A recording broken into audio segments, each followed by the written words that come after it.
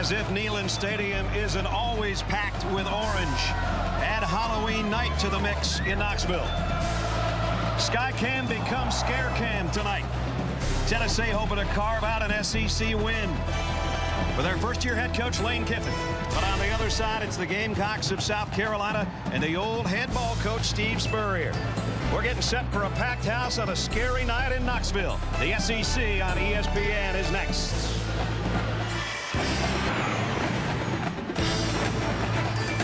We welcome you to our ESPN College Football Primetime presented by Hampton Hotels.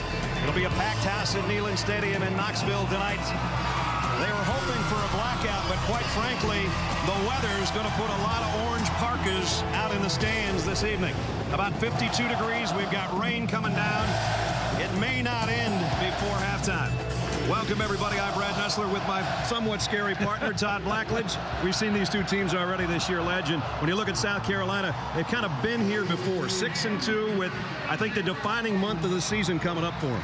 Well, the chance for a great season is right there in front of them. But their last 4 games, Tennessee, Arkansas, Florida, and Clemson, right. Since Spurrier's been the head coach of South Carolina, he's 6-10 against those teams. And he knows as well as anybody, it's more important how you finish than how you start in college football. They have a chance to do that tonight. They've won some close ball games. They're 4-1 in games decided by 7 points or less. Tennessee, it's really just the opposite. They really lost a heartbreaker last week. They're hoping for something big tonight. But I'll tell you what, there's a change going on here in Knoxville with this football team. The best way to understand it, in September when they went to Gainesville and lost to Florida, they came out of that game a 10-point loss, but it was kind of a moral victory. They felt like, you know what, we can play with these guys. Last week when they went to Tuscaloosa and lost that heartbreaker, they were ticked off because they felt they should have won that football game. This team is getting closer and closer to being pretty good. 2 block field goals, or it might have been a different story last week. We'll see if they carry it over to tonight. Let's go down third member of our team now, Aaron Andrews. Hey, Brad, you know all about head coach Lane Kiffin kind of stirring it up in the SEC, angering a few coaches and their athletic programs. Well, he told us yesterday he does that to kind of pattern himself off the head ball coach himself, Steve Spurrier. Yes, that's right. Lane Kiffin grew up idolizing Spurrier when he was with the Florida Gators. He told us he loved the way Spurrier's players would walk around with the same kind of confidence and swagger that their head ball coach had. Players wanted to be with him, and Spurrier got them. Kiffin says he hopes he brings that here to Tennessee. And, Brad, I have to tell you, the Tennessee local media has dubbed Lane Kiffin the new mouth of the South. So it looks like he's getting it done. Well, the swagger continues. For the first time ever, the Volunteers are in black jerseys. The crowd is loving it. Can the mouth of the South and his team back up those brand new jerseys? Here come the Volunteers.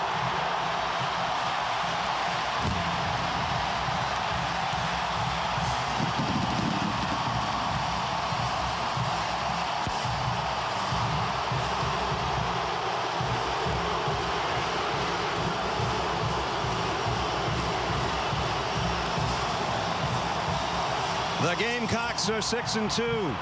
The Volunteers at 3-4, looking to even their record. We're going to have some fun on Rocky Top tonight. Alshon Jeffrey, the sensational wide receiver. You'll see him in action. Jonathan Crompton playing much better at quarterback for Tennessee. We'll keep an eye on and the Home Depot. Visit HomeDepot.com. More saving, more doing. That's the power of the Home Depot. South Carolina has only 1 win at Neyland Stadium in the 28 previous meetings. There's what we were talking about. Showers, 52 degrees, not exactly a balmy night in Knoxville. Not quite the weather they had in Jacksonville for Florida and Georgia earlier today. If you missed that, Florida rolled on the Dogs, so they will not hurt their #1 ranking. Tennessee, they're just trying to put things back together with their first-year head coach. And as Aaron said, he stirred things up before the season, including some comments aimed toward the guy that he says he sort of patterns himself after, in Steve Spurrier. Steve Spurrier, when asked about it, said, I can't worry about that. I can only worry about the team that I coach. I'm sure he didn't forget it, though. Oh, never forget. He's got the memory of an elephant. South Carolina won the toss. They want the football. Chris Culliver is back deep. 2nd and 4 for Chad Cunningham is going to be doing most of the kicking duties tonight for Tennessee, including the opening kick. Culliver's got to really hustle up just to get it at the 18-yard line. Trying to get to the left corner, and they're not going to let him get there. Nice coverage by the Volunteers. So South Carolina works offensively with a guy that's really been playing a little bit better every week, it seems, and Stephen Garcia. We had a really nice game last week against Vanderbilt, even though they 6 touchdowns, 8 interceptions. So that decision making much better. Maybe the biggest thing for them last week, they didn't have any turnovers at all. So they'll work the Gamecocks from their own 27-yard line. Kenny Miles, the tailback, and he'll get the call. And Tennessee's defense laying in wait. Dan Williams makes the tackle after a pickup of just 1. Let's take a look at the impact players tonight. Kenny Miles, the aforementioned, got a couple of good to see him back after a concussion. And here's a long ball to Jeffrey, incomplete, with Eric Berry back there covering. And South Carolina went without the huddle, so we missed the last impact player, Cliff Matthews. And that's the opening 3rd down of the ball game. South Carolina on the year, 41% on their 3rd down conversions. They've got to get it out to the 37-yard line.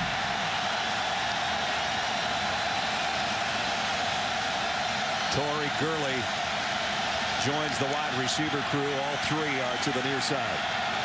Here comes a blitz. Garcia throws into the thick of it, and he's got his man, and the ball is out after the catch. Recovered by Tennessee as Cunningham, the tight end, lost it on the hit. It was really a great job by Stephen Garcia, knowing the blitz was coming, knowing he had to get rid of the football quickly, and he finds the open man, his tight end Cunningham.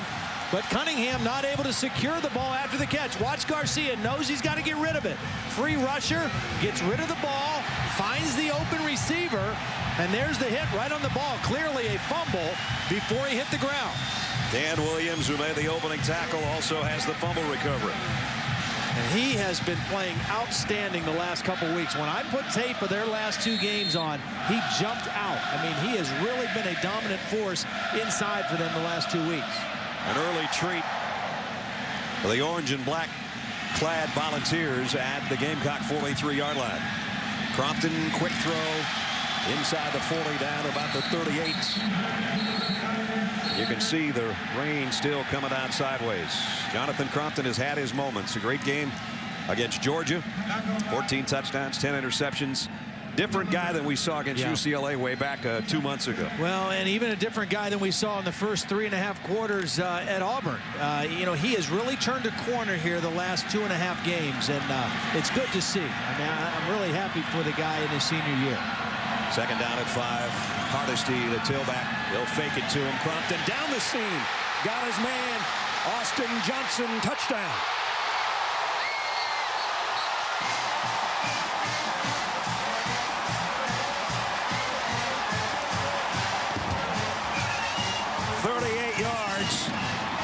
To the fullback for the score.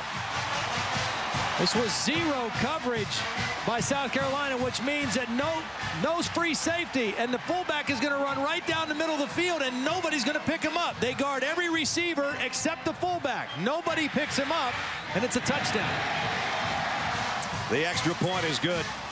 So capitalizing on a fumble recovery in a hurry. 2 plays is all it took. Remember, it all started with Cunningham's fumble. Williams with a recovery. 2 plays later, Crompton to the fullback. 7-0 already, Tennessee. This was the scene in warm-ups pregame in orange. This was the scene a few minutes ago as Tennessee took the field for the first time in black jerseys. Happy Halloween. Even Lane Kiffin. Lane Kiffin had black pants and an orange top on the pre-games and came out in all black to start the game. So even the coaching staff with the change. The student body had kind of hoped to get into it, but the weather, as I said, there is a lot of black out there, but the orange park is pretty much prevailed, I think, tonight. Chad Cunningham doing the kicking chores tonight. Daniel Lincoln who's got a quad problem, may end up kicking extra points or maybe a short field goal, but they're going to rely on this guy for everything long, including the kickoffs. Well, his last kickoff was pretty short. It sure was. And he got a little more on this one, that's for sure. All the way to the goal line to Chris Cullivan. Again, great coverage. Wow. Fired up volunteer special teams. Only a 14-yard kickoff return. That's it. So again, South Carolina not going to have great field position here inside their own 15-yard line.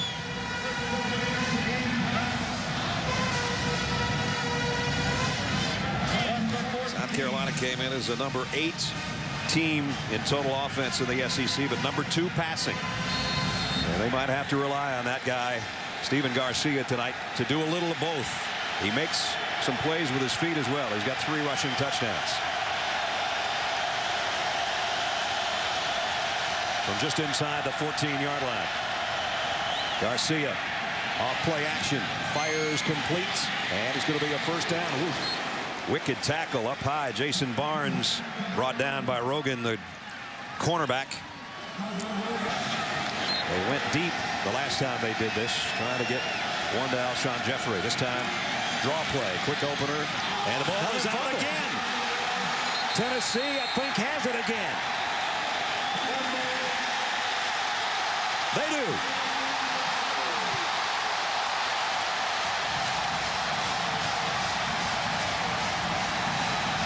It was just another good hit on the ball. Watch the end of the run by Miles. He's got the ball secured, and right there, a helmet on the football. Frazier had the legs wrapped up, but the hit came from the other direction and knocked the ball loose. Rico McCoy, number 5, is the guy who gets his head on the football after Frazier had him wrapped up, and another gift, or treat, as you would say, for the ball. Wes Brown with the fumble recovery, this one at the 27. Tennessee might want it all on one play right here. It's Hardesty. Hesitates in the hole and bangs his way down for about 7 yards. Eric Norwood finally stands him up. Boy, Tennessee, Todd, you talk about just what the doctor ordered. Oh, come out on your home field, get a couple of breaks, and now they're looking at 10 points or better, maybe. Yep.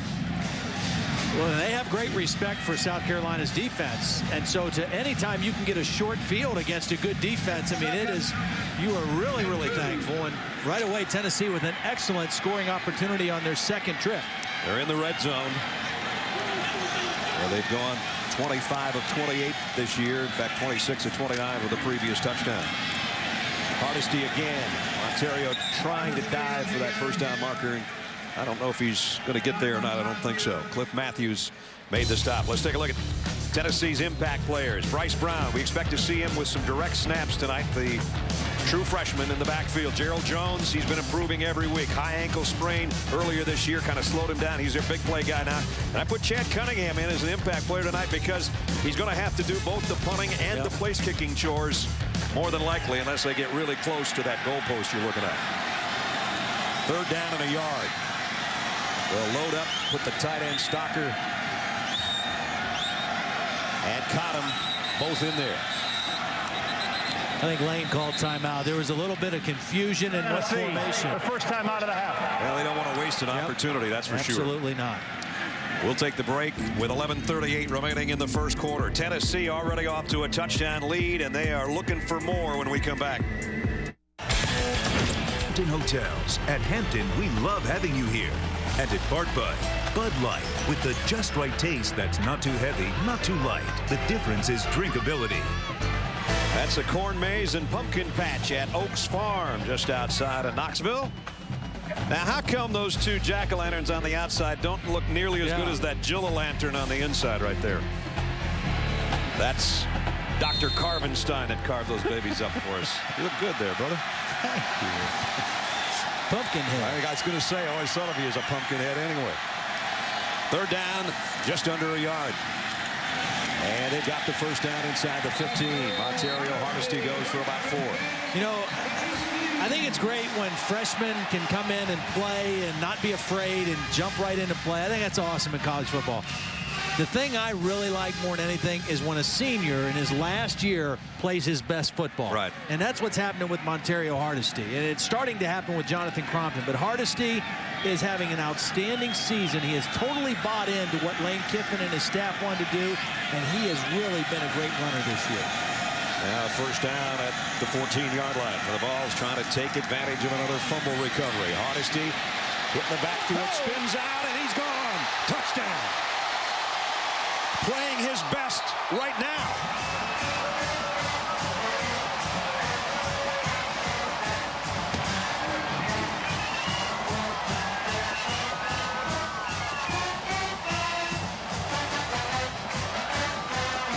Two touchdowns off turnovers already in the opening 4 minutes for the Volunteers. And Hardesty with his 7th rushing touchdown of the year. Cunningham in for the point after. It's up and good. And 4 minutes in, it's all Vols right now. Well, this was a beautiful piece of running by Hardesty, but watch the block by Chris Scott as he gets out here on Norwood. I mean, he is going to get a great block on the best defender.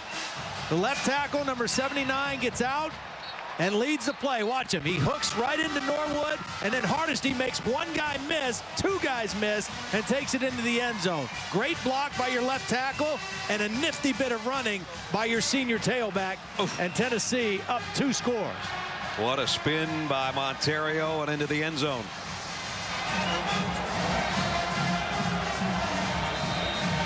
The senior out of New Bern, North Carolina, on the coast of North Carolina.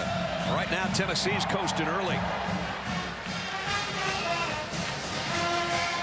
Well, you mentioned it earlier. You know, the one thing South Carolina did last week, even though they didn't score much, they had no turnovers. Right. And already 2 costly ones in their own part of the field. And, you know, there are a lot of statistics in football that really don't tell the story, but turnovers and turnover ratio and who wins the turnover battle just about all the time tell the story. That and block punts, yep, that type of thing. Already South Carolina has 5 plays offensively. 2 turnovers, as Todd said, both in their own territory. One at the 43, one at the 27. They've turned into 14 points just that quickly. The rain coming down harder. Culver back deep again.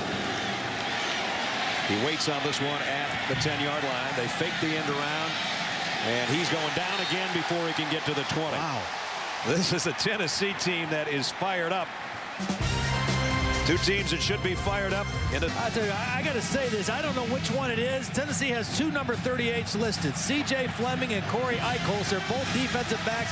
One of those 2 guys has made 2 great tackles on kickoff coverage. The one thing the black jerseys don't have tonight, the names on the back. Little counter, and that's going nowhere, and it's Dan Williams again, number 55. Brian Maddox on the carry. Number 55 has had a whole game in the first 5 minutes so far tonight. Well, he's quick off the ball. He uses his hands well and then runs right down the line. Good angled pursuit to the football. And again, I think his emergence the last couple weeks has really been huge for Monty Kiffin's defense. 327-pounder out of Memphis. He's a load. Tennessee has always had, in their history, great defensive linemen on the interior.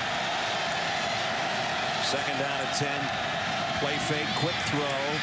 Jeffrey Alshon trying to get to the first down marker, and looks like he's about a foot shy. Dennis down. And it's going to be on second effort, a first down for Brian Maddox. And look how he was carrying. We'll try to get you an update as soon as we can. First down, South Carolina trailing by 2 touchdowns early. And inside handoff, Patrick DeMarco, the fullback. DeMarco got about 3. Let's check in with Aaron. Brad, over on South Carolina's sidelines, they have Alshon lacing his cleat back up. Meanwhile, they lace it up to Maddox across the middle on the throw, and it's a first down. Pick up a 12. So quick snap for South Carolina. Yep. Caught the Tennessee defense making an adjustment, and nobody accounted for Maddox coming out of the backfield. Garcia has a look in the gun on first down at the 44. He looks to his left, comes back, wanted a middle screen, and that one almost could have been picked off. Yeah. Probably better that that one was incomplete, yeah, because there was nowhere for him to run if he catches that football. Ben Martin was the closest guy to it. It hasn't been Garcia's fault so far. It's not interceptions. It's 2 fumbles. One after he completed a pass to his tight end. The other just on a straight running play by the tailback. And Steve Spurrier looking on his team on the 7th play of their drive. They'd just like them to settle in, see if they can work it down the field, get right back in the game.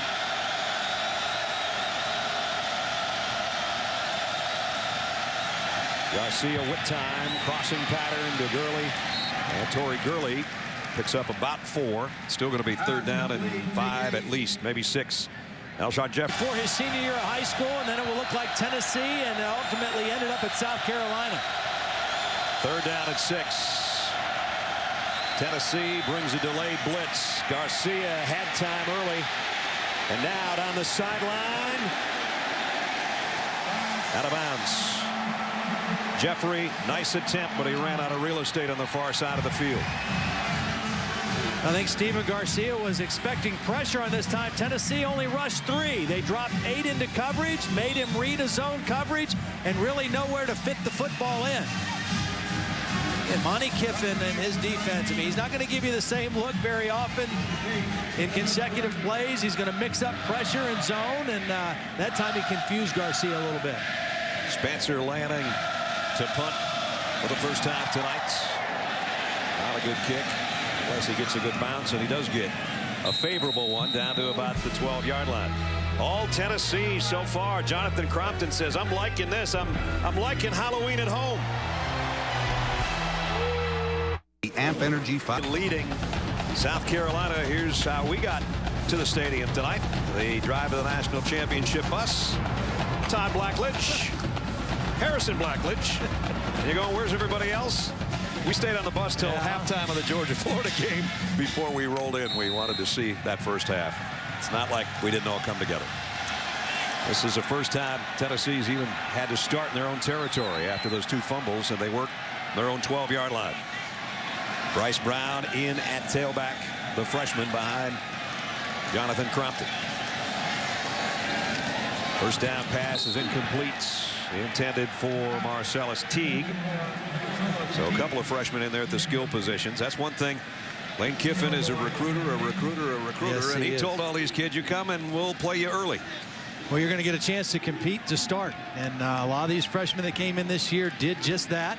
And, you know, that goes a long way with kids out there. A lot of high school kids now, I mean, they're thinking, you know, they're not thinking about redshirt. They're thinking about coming into play.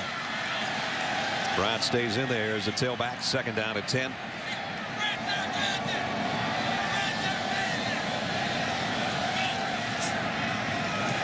Crompton rolls to throw this time and throws well on the run. First down toss out to the 23-yard line. Gerald Jones, one of our impact players, a pickup of 11. You know, a lot of people are wondering what happened to Jonathan Crompton. When did it turn? I think it turned in the Georgia game when he threw this interception in the 3rd quarter that was returned for a touchdown. He had been cruising along, playing really well, and at that point he could have gone south, but he didn't. He led his team back down the field and scored, completed 4 passes, and finished really strong. And those are his numbers since that interception. He has been a different quarterback. Dramatic improvement, and here he is on just a little push toss to Brown, who picked up 2. Cliff Matthews, the captain of the defense, knocked him off his feet. And we've got a man down, and it is Cliff Matthews. That's somebody you have to wonder if his night is done. Left the field, favoring that shoulder as Bryce Brown is in the clear. Bryce Brown with a stiff arm and all the way down to the 37-yard line. A 37-yard pickup. Well, it was a nice run to play before. This one was even better. Watch him coming right at us here. He's going to just take the handoff coming right through here and then cut it back. Uses his vision to break it outside and the breakaway speed. The freshman out of Wichita, Kansas. That's why he was one of the most highly recruited running backs in the country. He'll get a breather, and his veteran counterpart, Montario Hardesty, comes back in behind Crompton. First down for the Vols. 2-touchdown lead at the 38. Quick throw, complete. And And out of bounds at the 25, Denarius Moore. So the Volunteers have got the South Carolina defense on their heels. I just can't get over. I mean, this is the third time we've seen Tennessee. And the 2 games before this, UCLA and Auburn, may have been their 2 worst offensive performances of the season. Probably they were. And Jonathan Crompton just does not look anything like he looked. I mean, just the look in his eyes and his quick decisions, his demeanor, everything looks different than what he looked like the 2 games we were here before. 4 or 5 so far tonight. And he's got a first down at the 25. And whistles will stop play here. Those karma guys, Jim said, but the last 2 times we've seen you guys were our 2 worst games. That's what you were just talking about. Well, they have played much better, you know, and all the focus obviously is always on the quarterback. Yeah. But it's not just him. He's definitely better. But I think the health of Gerald Jones and Denarius Moore, the 2 veteran receivers, both of those guys are juniors. That's given him, the quarterback, now a lot of comfort and a lot of confidence as well. Tennessee's got 133 yards of offense already. Hardesty only about a yard pickup. Lottie Ajaboy made the stop defensively now for South Carolina. Devin Taylor in there on the defensive. Second down. Almost 14 to go. Crompton throws, completes. Close to a first down, and he throws a strike to Denarius Moore. Got about 12 out of it. They're still a yard or so shy of the first down. One of the things that Jim Chaney talked to us about was details in the passing game. Wide receivers, the proper splits, the proper alignments, proper depth on routes. All of that takes time. He said even with veteran teams at Purdue when he was there, it took 3 or 4 weeks into the season to get a feel for that and to get a good rhythm. It's just taken a little bit longer here at Tennessee. Third down in the yard. Trying to get to the 15-yard line and keep the sticks moving, or do they go for it all? Crompton's in trouble. Down he goes. Ball is out. South Carolina's got it. Now they lost it. Shaq Wilson had his hands on it, and it squirted out of there. Oh, what a break for Tennessee there. Well, Crompton doesn't see the pressure coming from behind. Stephon Gilmore is going to strip the ball out. And Shaq Wilson is trying to scoop it and run with it and doesn't cover it. And Crompton alertly falls back on it. Talk about your quarterback staying with it. And it'll force a field goal attempt. And now we'll see if Chad Cunningham can do the job that he was expecting to do tonight. Nope. There's the problem. We told you that it could be a problem tonight with the place kicking for Tennessee because of the injury to Daniel Lincoln. And it shows up right there. I think it was Norwood jumping that got his hand on the foot. Let's see if the offense can start to get things in gear behind Garcia. He'll throw on first down, and he's got a wide open Gurley. Well, that was beautiful. Gives Alshon Jeffrey a little more room to maneuver. Now they go back to the ground. They've got to try to establish something. Kenny Miles picked up about 3. Rico McCoy made the stop. But this is what's killed Carolina tonight. First, a completed pass to the tight end, but Cunningham fumbled and Warren recovered. That led to a touchdown. And then Miles with a fumble. And again, Wes Brown covered that one, and they took it 27 yards for a score. That's where we are at 14-0. Garcia has time, throws on the run, complete again. And a penalty marker in the backfield.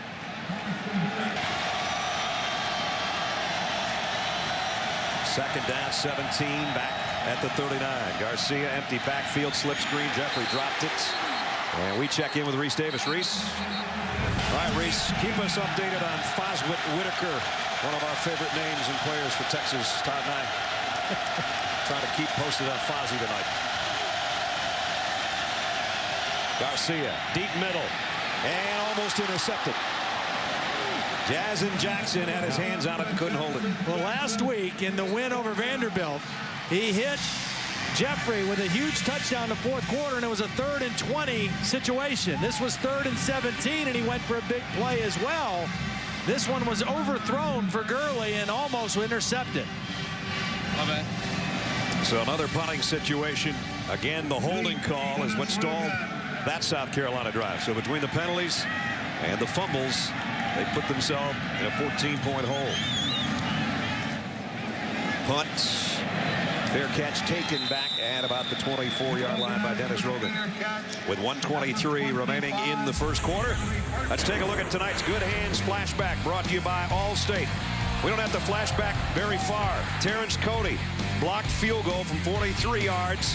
Believe it or not, Tennessee worked its way down, and he blocked another one after Tennessee had come back with a chance to win. So Mount Cody with 2 blocked field goals. Yeah. Daniel Lincoln, who was trying to kick with kind of a quad problem, isn't kicking tonight.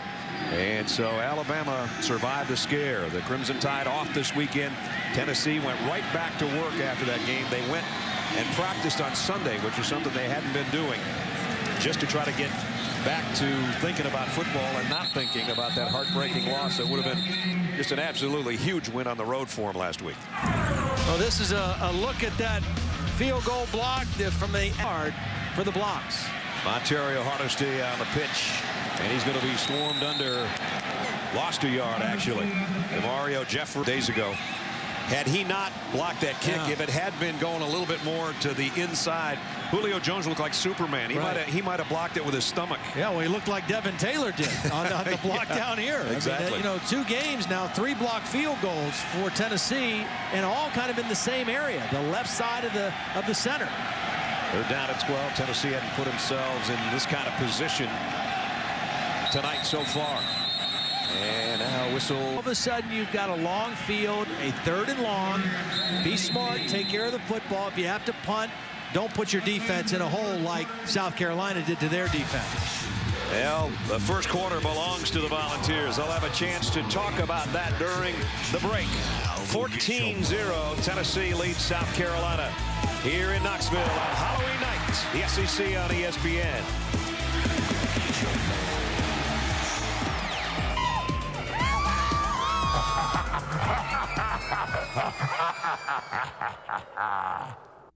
Join Todd Blackledge, Aaron Andrews, I'm Brad Nessler. Nice to have you with us. Our college football primetime presented by Hampton Hotels. Starting the second quarter, Tennessee trying to swing it out to Hardesty. Montario gets ahead of steam and out close to the 30-yard line.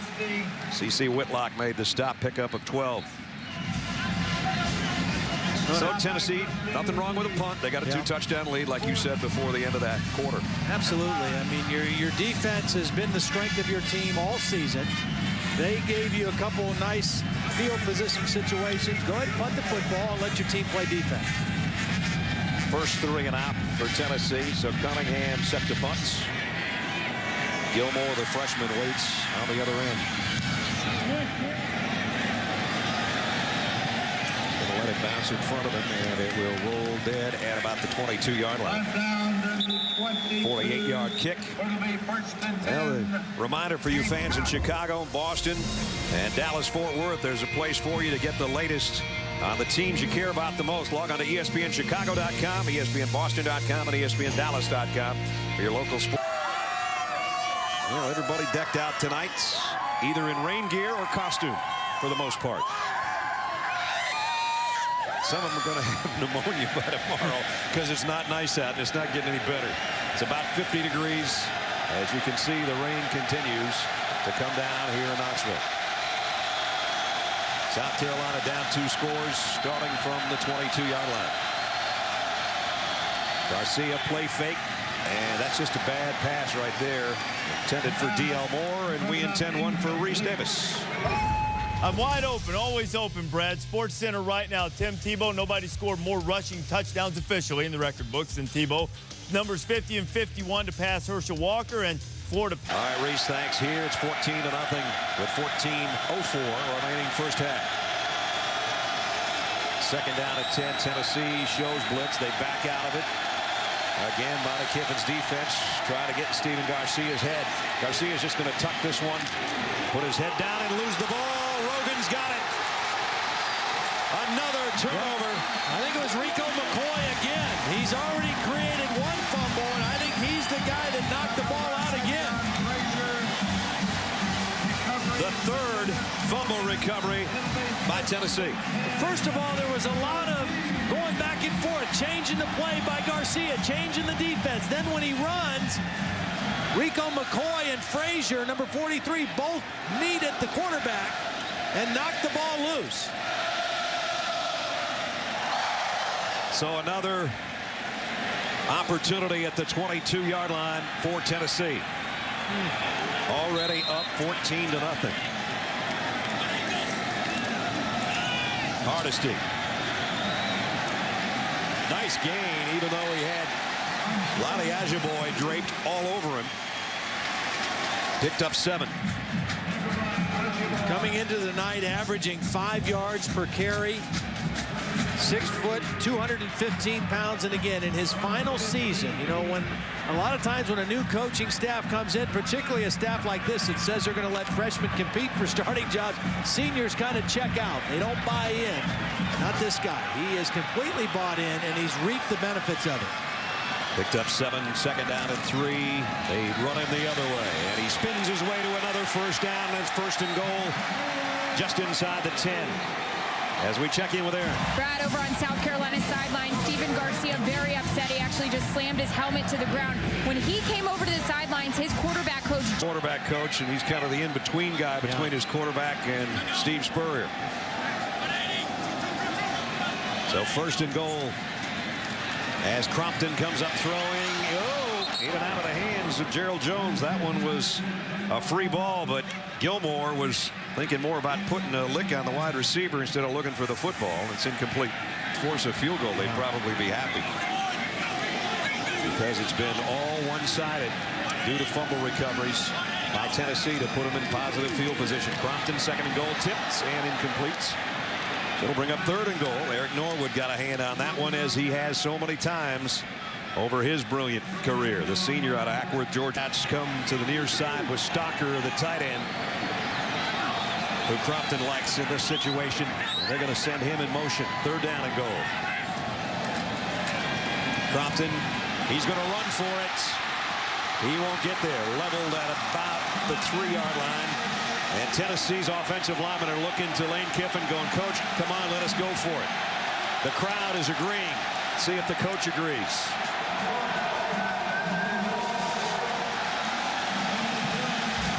Well, again, their normal kicker, Daniel Lincoln, is not kicking tonight. So they've already had one field goal block.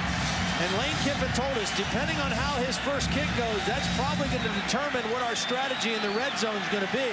And right now, Lane Kiffin's saying, you know what, I'd rather go for it than take another chance kicking. But he may be calling a timeout again.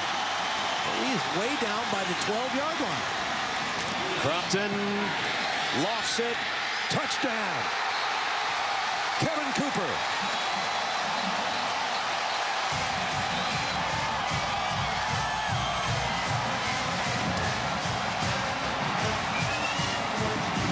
I wonder when the last time Tennessee had 2 touchdown passes to their fullback was. And in this case, 2 different fullbacks.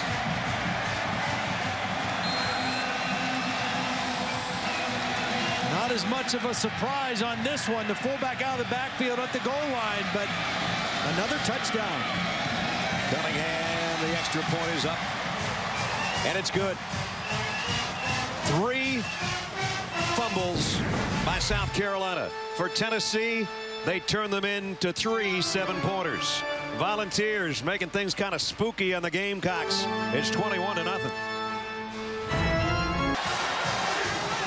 Well, they have reason to be cheering in Rocky Top with those black jerseys. The home faithful have seen their team take a 21-point lead.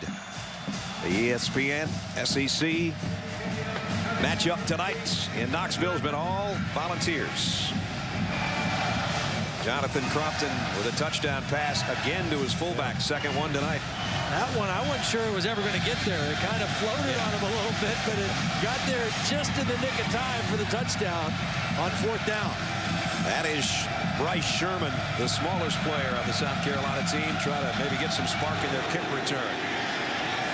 The Shermanator, all 5'6" of him, is going to take it at the 13-yard line. He's a track guy. He's got unbelievable speed. He's got some pretty good moves, too. Out to the 30-yard line as we go out to Reese Davis. Reese? How well has Masoli been playing in the last 6-game stretch? Jarvis Giles in at tailback for South Carolina. Kenny Miles has already fumbled once tonight.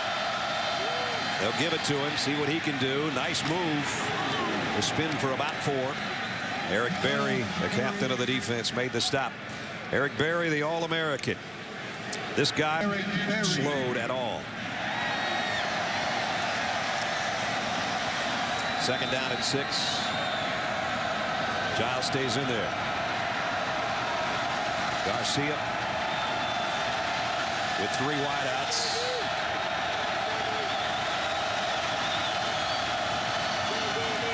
Delayed draw to Giles.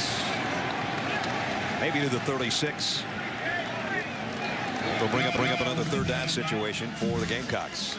This Tennessee defense coming into the ball game tonight, 3rd in the SEC, 10th in the country, 270 yards per game allowed. And you consider the 2 teams ahead of them, Florida and Alabama. I mean, great defenses. I mean, 1 and 2 in the country. Ledge, they haven't allowed an offensive touchdown since the 4th quarter of the Auburn game. Wow. They're pitching one right now, too, but the fumble recoveries have been the huge story to turn Tennessee on to 21 points. 3rd down and 3. Garcia. Play fake, got it out to Jeffrey, and Alshon Jeffrey's got the first down. And there you see some of the moves that make him such a sensational freshman. Garcia directing traffic. They faked the inside handoff. There was a blitz coming, and that play was blown up from the get-go. Dan Williams again wreaking havoc in that South Carolina backfield. And just when South Carolina got a little something going, number 55, and you've been watching film on this guy over the last 3 weeks, he's been sensational. He really has. I mean, he's become a dominant force on the inside. And the thing about this defense, you know, Monty Kiffin, obviously, you know, he's got the reputation. He's got the great schemes and the great defensive mind, playing with players that they didn't recruit, but some pretty good players. And they're flying around. You mentioned the turnovers, and certainly that's been the story, but all 3 turnovers were created by guys flying around and running into ball carriers and knocking the ball loose. Here on 2nd and 10, they give it to Giles. Made one man miss and then lost his footing. And you would think the footing might be a problem tonight as this rain continues. So another 3rd down. Let's see if they can keep it alive. Last time they got the pass to Jeffrey. And we kind of hoped it was going to move through a little bit earlier today. That hasn't been the case. Well, whether they convert here or not, I think this is the first time South Carolina has been in Tennessee's territory tonight. So a small victory at that. What they want to do is get down to that 38-yard line territory and move the chains, trailing by 3 touchdowns. And they're going to call a timeout. The Orange Bowl, Capital One Bowl, all here tonight watching these 2 teams. 21-0 Tennessee. South Carolina 3rd down and 9.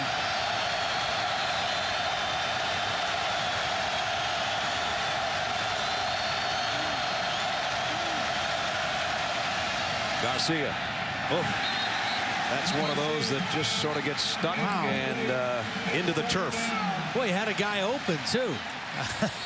Not sure what he was doing. I mean, he double clutched on this one. He has Jason Barnes open, number 4, and just doesn't want to throw the football.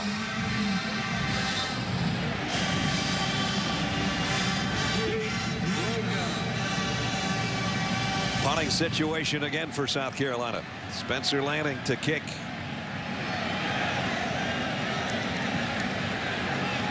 High, lazy kick. Little bounce at about the 7, and did South Carolina keep it out of the end zone? The officials are going to have a little committee meeting back there, and it's a touchback. I think that's the right call. I do too. Jared Burns got down there and almost made a sensational play on the special teams. Here's another look. Here's Burns diving, and the ball was across the goal line, as you can see, before he flipped it back out. So good call by the officials back there who were on the spot. Time right now for tonight's trivia question. Who holds the SEC single game record for completion percentage? Minimum of 20 attempts. Put that one over. A lot of good quarterbacks come through here, including that guy who's got his jersey retired. Matter of fact, that completion percentage happened on a Halloween night. Jonathan Crompton got leveled as he let go of that one. As we check in an ACC-SEC match.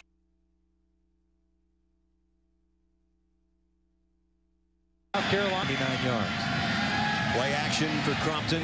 This time, a nice easy throw, and it's complete. Right on target. Short of the first down, the way they're going to spot this one out to Denarius Moore. About a yard shy of the first line. We'll give you another look here as the line is, or the first down marker, I should say, is at 30. Kind of a jump move by Denarius Moore to make that catch. So I think it was the right spot. I think that's right where it was. Third down and 1. And Hardesty's got the one and several more, so it really doesn't matter other than they lost a timeout. First and 10, Tennessee.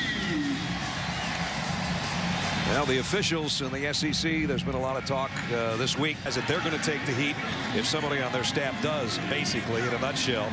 That came out yesterday. We'll talk more about that after this play.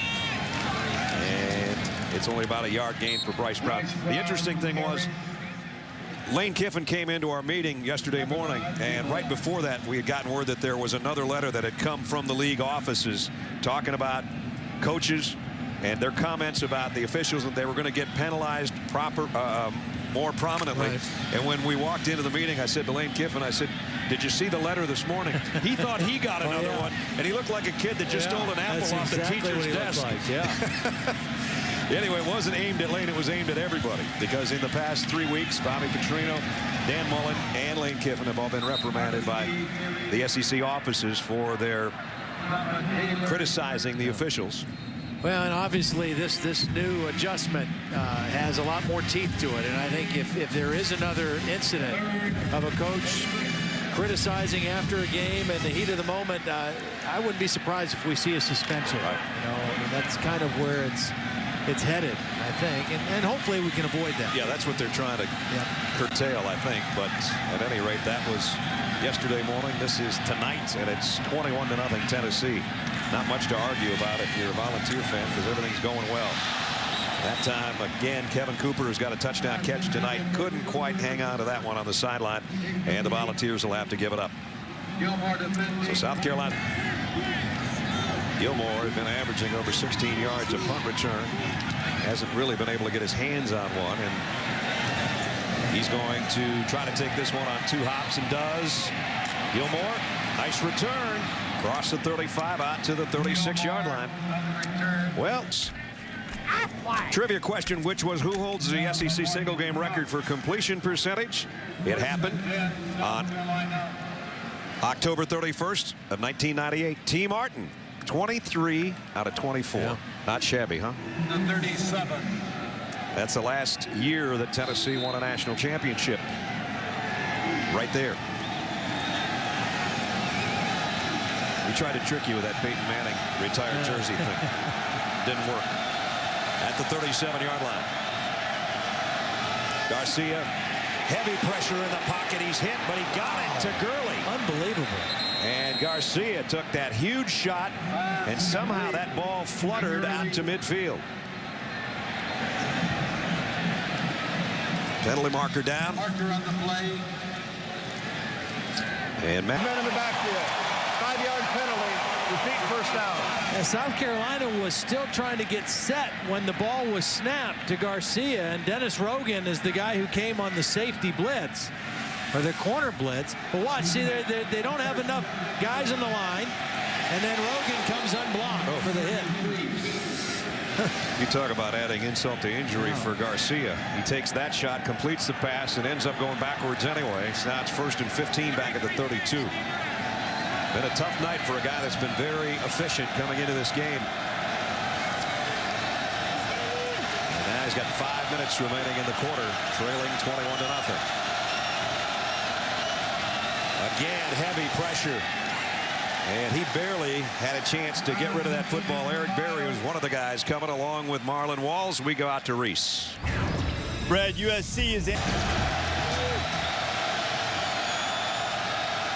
21-0 Tennessee here. Garcia, empty backfield, pressure coming again. He got rid of it. He got hit as he threw, and it's incomplete, and he's hit one of his last 8 passes. There has been extreme pressure, especially for Monty Kiffin's defense on that particular drive, or lack of drive. Well, and they're getting guys in free. I mean, we saw Rogan, and this play was Frazier coming from his middle linebacker position, timing it up perfectly. Nobody there to pick him up, and Garcia having to get rid of the football before he wants to. Right now, Monty Kiffin creating some real problems for Steve Spurrier's offense. And 5 receivers for Garcia if he can have time to find one of them. Now watch him drop. Here we go. 3 deep, and they're dropping 8. They play zone on this one. He throws incomplete in and out of the hands of Wesley Saunders, his tight end. They go pressure, pressure, and then drop 8 into zone coverage and force the punt. And they still got a little bit of heat because of Dan Williams, who's collapsing that pocket. Almost got the quarterback. He had 3 guys on him. He still worked his way back to Garcia to at least get a hand on it. Been a fun night for number 55, Spencer Lanning, to punt.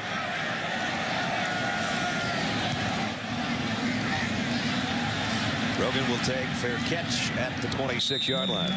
So now Tennessee's got plenty of time left to try to add to a big lead. 21-0 Volunteers at home on the SEC on ESPN. Hey, if you're thinking of getting... I'm excited to watch that. Yeah, me I'll too. tell you, my boys and I, we do a thing on Monday Night Football. We make popcorn and sit there and watch. There you go.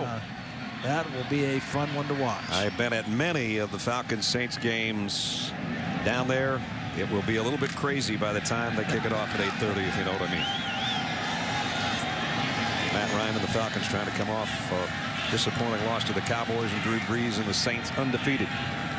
First down Tennessee with a 3-touchdown cushion. Crompton throws and incomplete. His tight end almost had it. Fingers got in the side door on him there, but he is back out on the field. Matthews is a big loss, though, for South Carolina. Second down at 10. Crompton has time to scan the field and then push his offensive lineman out of the way to try to pick up positive yardage. Cody Sullins, his center, he said, Cody, get out of the way, dude. Well, and again, right now for Jonathan Crompton, at this point, it's manage the football game. You're winning by 3 touchdowns. Your defense has locked down South Carolina. And sure, if you can get some more and put some more points on the board before halftime, great. But the bottom line is, don't do anything foolish. And in that case, just scramble and get what you can get and play 3rd down. This 3rd down is 3rd and 7. 3 wideouts for Crompton. Quick drop, pressure down the sideline, and catchable ball. Denarius Moore went up and went between his hands. Gilmore had good coverage, though. Chad Cunningham to punt. Nice kick. Gilmore will have a chance, though, from the 27. Gilmore weaving through traffic. Works his way to midfield, and Moore, he might be gone. There's a flag down. This is going to be a touchdown, but I think it's all coming back. Yeah, there was an illegal block in the back early in this return. I thought it was really close as I watched it from up here, but we'll get another look at it. We're pretty sure that's what's going to be the call, and it'll negate a great kick return by the guy that Todd was just talking about, Stephon Gilmore, the freshman. During the return, block in the back, 36 of the receiving team. 10-yard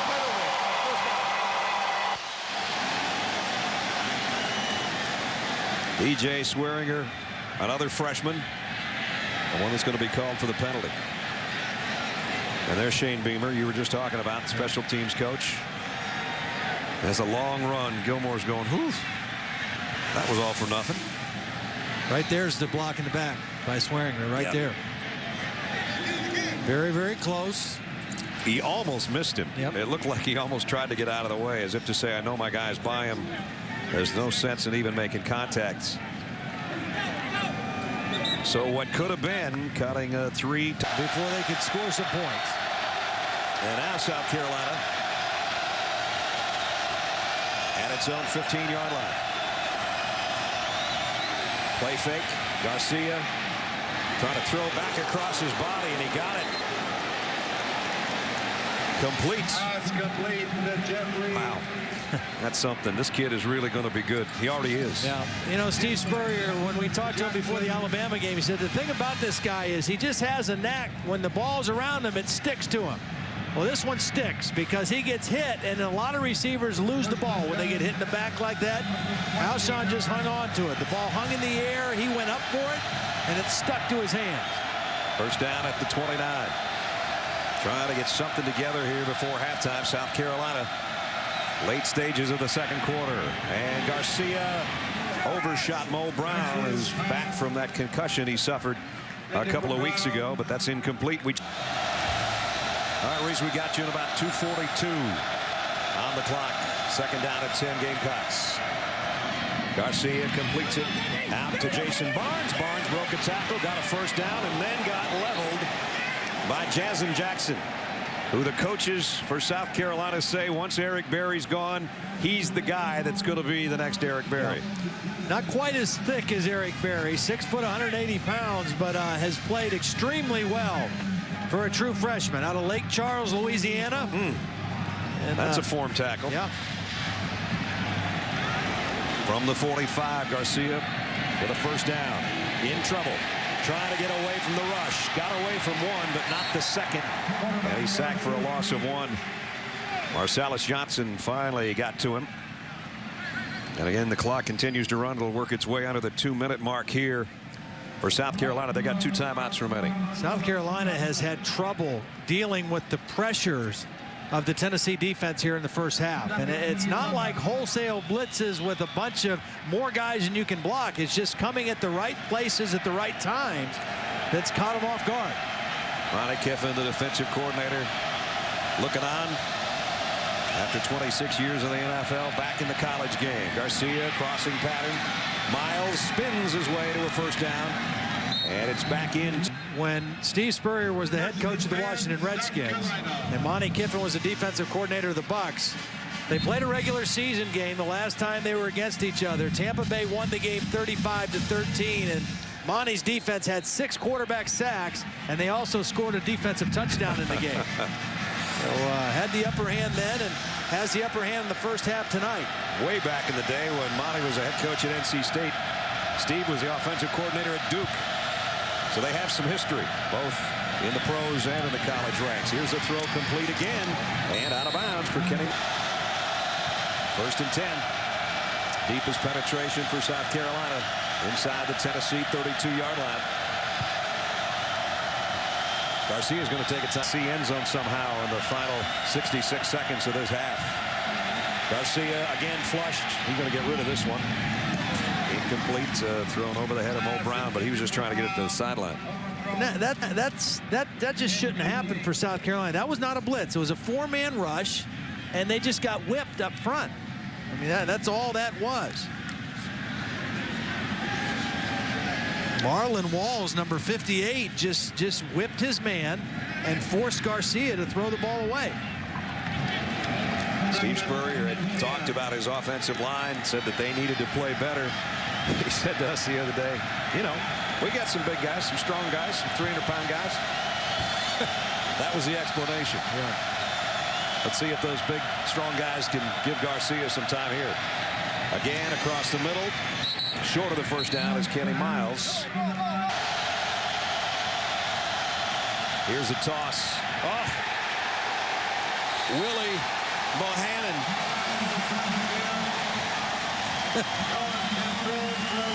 Willie Bohannon is a freshman. He's a speed rusher, an undersized defensive lineman. I think he was rushing the passer and just happened to run into the ball carrier.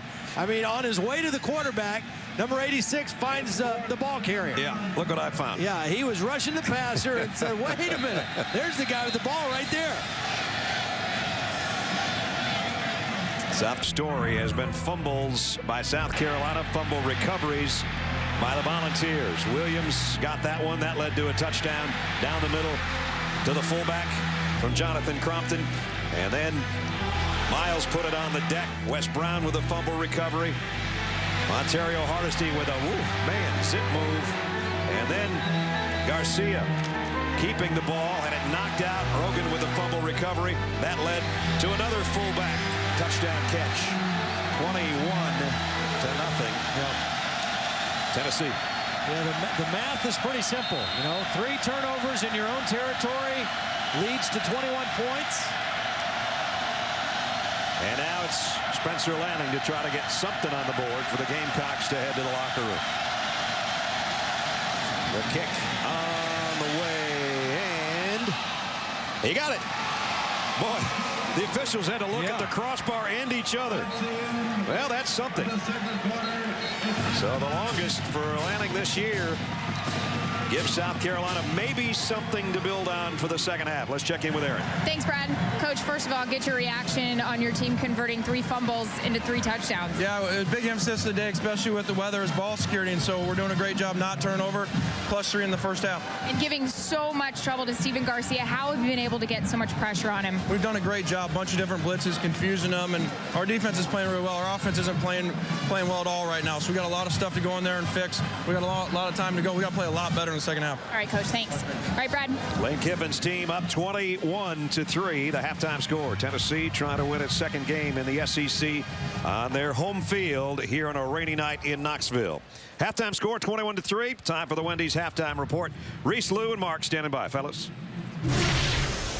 All right, Brad. Lane Kiffin might not think his offense is playing well, but it could be worse. He could be Steve Spurrier. He could be putting it on the ground all the time. A pitiful performance for the most part in the first half by South Carolina, and a strong one by Tennessee. So much worrying about the Volunteers' mindset after the Alabama game last week, right? They're ready to play. And playing very hard. The black jerseys perhaps motivating them? No, not so much. Yeah, not motivating you. I know. Recovering fumbles really helps your attitude. I know you're a minimalist though. You like things cut and dry. That's right. When they look as they was, I know who that team is. They're the same uniforms all the time. It's just nonsense. Well, you'll recognize Texas immediately, but you probably won't. Good things have happened to Iowa all season long. Next major hurdle coming up in a couple of weeks when they go to Ohio State. Tennessee's had plenty of good things happen in the first half, and the Volunteers in the black jerseys up 18. So we start showdown with Alabama next week. Tennessee, look at that move. Look at Montario Hardesty putting Taki into the spin cycle. 21-3 at the half.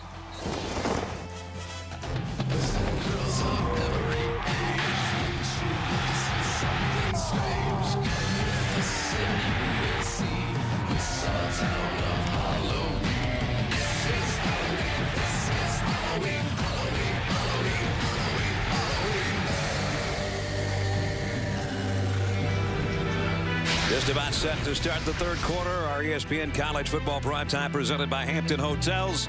Rainy night in Knoxville on this Halloween night. And it's 21-0. You take a look at the Chase Sapphire halftime statistics. Nothing overwhelming there except turnovers, all turned into the lower right-hand portion. 21 points. And all 3 turnovers for South Carolina caused by direct hits on the football by Tennessee defenders, and led right to the points, and that's where we stand. So Adam Yates will kick it off. In a 21-3 ball game, Tennessee's going to get the football first to start the third quarter.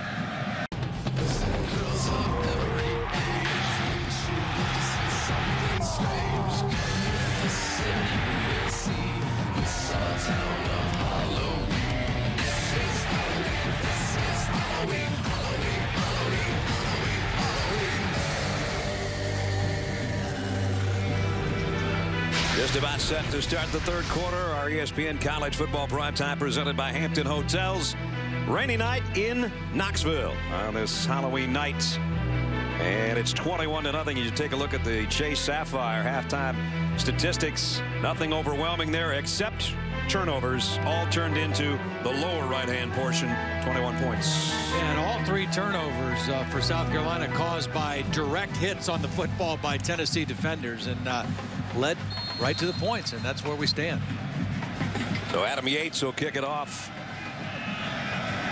In a 21-3 ball game, Tennessee's going to get the football first to start the third quarter. Newkees Richardson and David Oku, a couple of freshmen, are back deep for the Volunteers. And here we go in the third quarter. This one's going to be mishandled momentarily by Oku. Finds the handle, and then he's going to get buried. But Tennessee will have a nice lead to start the third quarter. And we welcome you back to Knoxville at Neyland Stadium, everybody. Brad Nessler with Todd Blackledge and Aaron Andrews. Want to thank David Black at Oaks Farm. Dr. Carvenstein. Yeah. Only you would think of pumpkin pie when you look at these things. No. I look at it, as a nice Halloween treat. You're thinking pie here. Well, the other thing I'm thinking is ordinarily I'd say it'd be tough for me to get this on the plane to take home, but I drove here. You drove. I might just put this in my trunk and take it home. Take it home. What's South Carolina got to do to take it home and get back in this thing? Well, number one, they got to hold on to the football. They made some plays. The total yardage wasn't much different in that first half, but they've got to take care of the football. And a run by Hardesty out to about the 24-yard line. It's been short fields tonight due to those turnovers that Todd's talking about. 3 touchdown drives were 43, 27, and 22 yards. And that's probably why Lane Kiffin was talking with Aaron going to the locker room about our offense isn't playing very well, even though they produced those 3 touchdowns. But Jonathan Crompton, who started strong, faded a little bit in the second quarter. We'll see if he can put it back together. It's not a perfect night for a quarterback to be throwing the ball around. It's still raining, and it's cold. And so Hardesty on the ground. Nice cut. And Monterio gets out. 5 more to the 29, and we can check in with Aaron. Well, as you can imagine, guys, the head ball coach, Steve Spurrier, agreed completely with our Todd Blackledge, saying, I just wish we played by the rules, meaning hold on to the ball. Hey, guys, here's a little tidbit, little history for you. 2 years ago, when South Carolina came to play Tennessee, they were down going into the half 21-0. That was something the Gamecocks defense heard all about. They came back, put that game in overtime. Fortunately, South Carolina did lose that game. But hey, it was a good speech at halftime for the defense. You use whatever you can. 3rd and a yard. Bryce Brown trying to follow his blockers, and he's not going to get there. End of the play. Well, that might be 4th time a charm for South Carolina. That was the 4th time that Tennessee had a 3rd and 1 situation in the game tonight, and they finally came up with the stop. And now the rugby punts. Got to catch and return that so low. Gilmore had a nice return in the second quarter. He's got a pretty nice one here, too, out to the 44-yard line. So there's, under pressure all night long. Well, he needs some help up front, and I'm not so sure that Steve might not go to a little bit more max protection stuff. Keep extra blockers in and just try to get the ball downfield to Jeffrey and maybe Jason Barnes or Mo Brown. A lot of pressure. Jarvis Giles is going to be in there in the backfield with him. There's the numbers for Garcia. He has one of those fumbles tonight. Best starting field position to work with, and fires complete into Tennessee territory. Alshon Jeffrey, pickup of 16. No touchdowns yet tonight, but they're moving in the right direction here early in the third quarter. Play fake. Whoops, Garcia almost dropped it, and now Rogan's going to bring him down in the backfield. And that's the second time tonight. One on a pass earlier, Todd, where he either double clutched it or just flew out of his hand, and that one he almost dropped the snap. Well, this is the first one where it looked like the ball being wet was a problem. It just slipped out of his hands, and he almost dropped it on the ground and did the smart thing of just securing the ball and then trying to move forward. As he tried to load it up to throw, the ball slipped right out of his hand. So, second down at 12. Garcia sends Giles way out to the bottom of the screen as an extra wide receiver. The fullback stays in. Garcia, quick throw. Oof, wicked hit by Eric Berry on Mo Brown. Some guys, when they hit, you go backwards or straight down. You don't fall forward for extra yards. That's the kind of tackler that Eric Berry is. When he hits you, you go down. I mean, you don't stretch and reach for extra yardage. You go down or you go backwards. Down and out in that case for Mo Brown. Luckily, Mo's back in there. Speaking of down and out, suffered that concussion a couple of weeks ago. Didn't play last week. Good to see him back out there. 3rd down and 7. It seems like it's raining harder, too, and that ball's going to continue to be wet.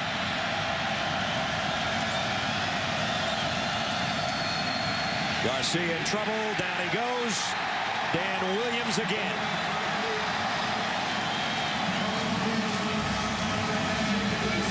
So Williams, who's been huge tonight. Garcia upset with not only himself but his lack of time to do anything, and Williams just pushing that pocket backwards. Just drives T.J. Johnson, the right guard, right back towards the quarterback. And when the pressure comes inside like that, it is the most disruptive. If it's outside, you can step up in the pocket. When it comes right up the middle, no chance.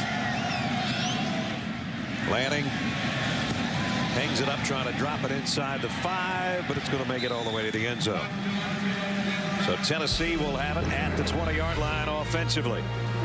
For Steven Garcia, been some goblins back there with him in the backfield tonight, that's for sure. Conference game, 3 touchdowns up on Tulane. Here, Lane Kiffin's Volunteers trying to win their second SEC game, and off to definitely a good start with 3 fumble recoveries turned into touchdowns in the first half. That was almost Eric Norwood going the other way for a touchdown himself. Jonathan Crompton's missed his last 4 throws. He'll try bootleg here, spins away from one man, and incomplete, intended for his fullback. Well, we talked about a slippery football for Eric Norwood. This was a slippery quarter. 3-4 rush in a 4-man front. He's been a good one in Columbia. Crompton pump fakes, going deep, and overshot everybody. Intended for Gerald Jones. That was a great chance to field one. Not going to have a chance here. Fair catch taken at the 42-yard line. Still, as Todd said, good field position for South Carolina, but can Steven Garcia and the Gamecocks offense do anything about it? We'll find out when we come back. This is Jim, sponsor of the All-America Player of the Week.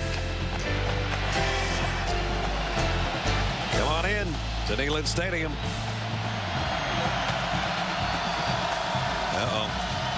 Nothing to joke about here. If you're a South Carolina fan, you need some offense. Good starting field position again at the 42-yard line. They averaged about the 23-yard line starting position in the first half, so it's been better here, but they haven't done anything with it yet. Garcia. The throw is complete. Mo Brown's got it out near the 49-yard line. And see, that's what I think. Block Dan Williams consistently on the inside, and they're not doing a great job picking up some of the pressures. So keep some backs in if you need to. Second down and 3 here. Garcia has time again and delivers a strike again to Torrey Gurley. They go on a quick snap again, and Garcia gets what he can. He gets out of bounds. Picked up about 5. Or in a quick setup situation, it doesn't give Monty Kiffin and his defense as much time to adjust or adjust personnel. I like the strategy here, though. 2 backs in the backfield, 3 wide receivers set, a little extra help in the pass blocking. Second down and 5 at the 30 on the ground, and almost a first down for Kenny Miles.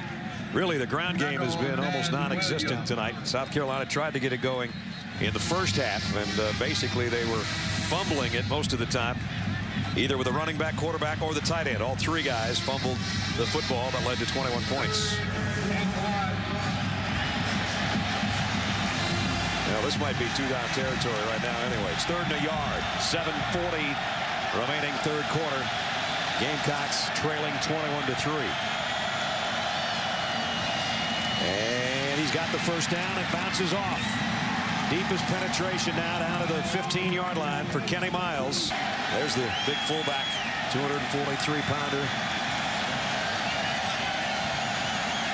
1st and 10. At the ball 15. Garcia has time. Lofts it to the end zone. Incomplete, intended for Mo Brown. Nice inside coverage back there defensively by Marcellus Johnson. But they gave it a go in the corner, and Mo Brown couldn't come down with it. This is really good position by Marcellus Johnson. I mean, nowhere to go with the football for Garcia. Give Mo Brown a chance, but boy, Johnson just in perfect spot. Mo kind of turned into a defender himself on that particular play. Miles back in at tailback. 2nd down and 10. South Carolina in desperate need of a touchdown here to cut into this Volunteer lead and try to work their way back into the ball game. Garcia going to the same spot. This time it's almost caught by Brown, incomplete. And again, though, Dan Williams with the pressure inside maybe forced this throw a little earlier than Garcia wanted. Watch the pressure right over the center, drives him right back to the quarterback, and Garcia not able to follow through on that throw.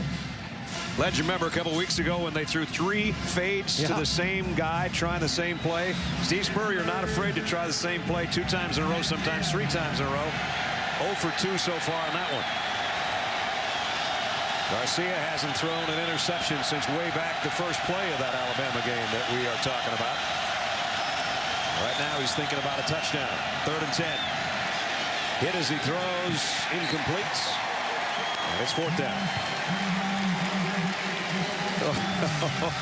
And Steve is doing the Johnson City, Tennessee 2-step over there. He was so sure that somewhere in that series they were going to get a touchdown. Well, they had great momentum. They were right down the field, and then when they got into scoring territory, they kind of bogged down. 3 straight incompletions. Spencer Lanning hit one just at the end of the half from long range. This one, a 32-yard field goal attempt. Trying to make it 21-6. And he does. So Lanning's got all the scoring so far for the Gamecocks. They wanted 7. Their head coach reflecting that emotion right now. 21-6. EX only a field goal again after a 43-yard drive. 9 plays. Another field goal by Lanning. Cuts into the lead, but South Carolina's been unable to find the end zone. Tennessee stalled a little bit too now. We'll have to see what their offense does because they've had 3 and outs in the last 3 series. Short kick fielded at about the 19-yard line by Uku. And puts his hand on the turf. He's still on his feet. Nice return out to the 44-yard line. 25-yard return. Now the Lowe's Senior Class Award signifies student athletes' excellence in the classroom and the field over the Georgia Bulldogs. Impressive performance by Tim. Had 2 touchdown passes and 2 on the ground to become the all-time SEC record holder in rushing touchdowns, passing Herschel Walker. Jonathan Crompton, quick throw out to Gerald Jones. Gerald Jones going to have a first down. And we're going to go out to Reese Davis. Reese. Brad. Wow. So a good one in the Big 12. 35-30 here. Lane Kiffin. His Tennessee Volunteers kind of bogged down a little bit, but they're back in South Carolina territory. The Gamecocks 44. A lot of movement on the right side. GPA, what they major in, the whole thing. 1st and 15 now. Here's the give to Hardesty. Montero got about 3 more. Darian Stewart made the stop. Cody and Corey Sullins always kind of dreamed of playing for the Volunteers and that they could play next to each other. The coaches can't even tell these guys apart. One's a left guard, one's a center. Exactly the same GPA, same major, same everything. Same appetite, I'm sure. One weighs 270, one weighs about 265. Telling them yeah, by what, 0.08? 3.182 is a 3.182. I think it's a 4.182 they have. There they are on that side of the line. 2nd down and 17 now. Crompton off play action, has time. Got a man. Tight end Jeff caught him in a first down. Boy, 2nd down and a mile, and they got 21 on 2nd and 17. Well, first of all, great job by Montero Hardesty picking up the pressure. After the play fake, watch number 2 pick up the pressure, and that gives Crompton a chance to step up and make the throw. And he hits Cottom down the middle of the field for a big gain. Cottom a huge target at 6'8", 260. And he's got it at the 30-yard line for a first down. South Carolina almost jumped offside. Now back to the ground game. Hardesty. He's gone, maybe. Touchdown.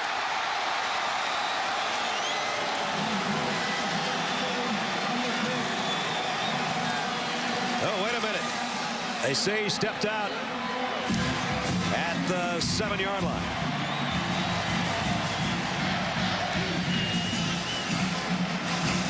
Well, he's going to follow the block of Corey Sullins, who got a penalty before. Number 69 takes his man Ingram and drives him right out of the hole.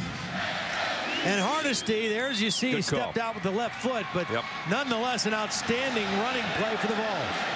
First and goal, Tennessee leading 21-6 at the South Carolina 7-yard line. Give it to him again. He's in this time.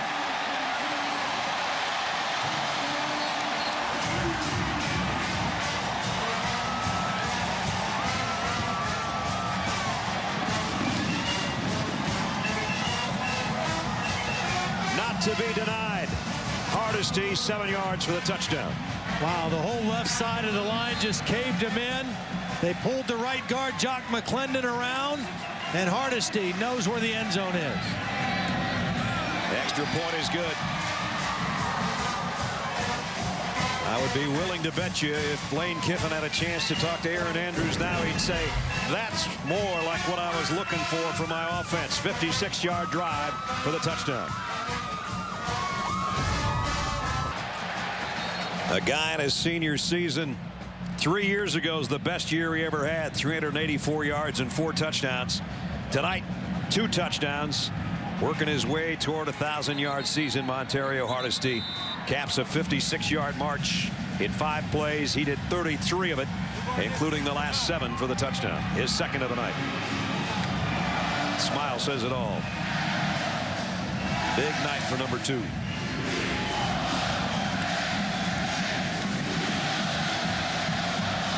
Tennessee fans right now are thinking, and there's still 18 minutes to go in this game, where was this team a month ago? Well, it's just a team that's getting better. It's as simple as that. It was a team with a new head coach, a new system, new offense, new defense, and it's taken a little while to gel. Kickoff, Bryce Sherman from the 7-yard line. And this time they don't let the little guy get loose. He got to the 23-yard line. Let's check in with Reese Davis. Reese.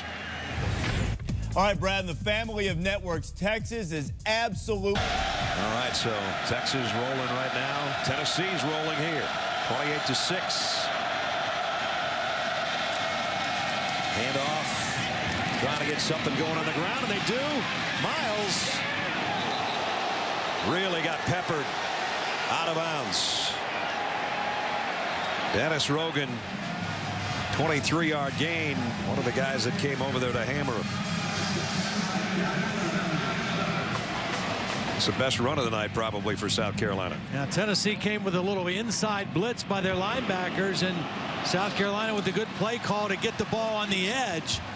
And it was Jansen Jackson, number 15, with the final hit. So first down again. They move it out near midfield, but can they find the end zone? Garcia settles and fires, and he's got his man again.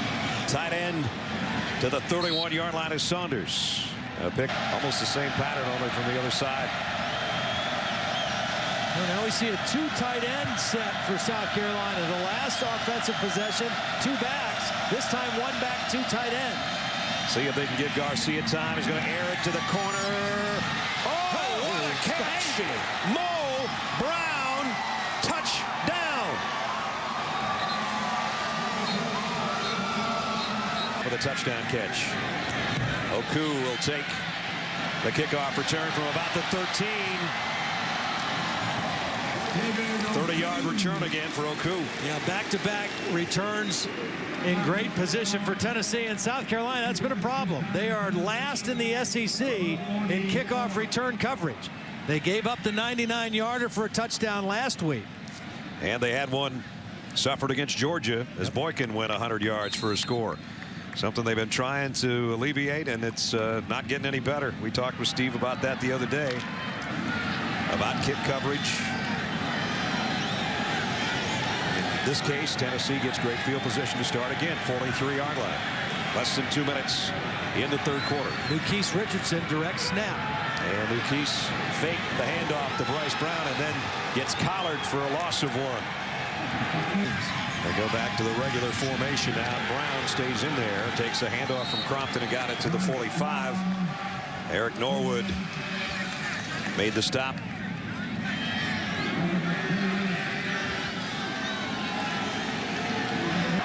And another big third down for the Gamecock defense right here. Trying to get the football back. Volunteers 3rd and 7.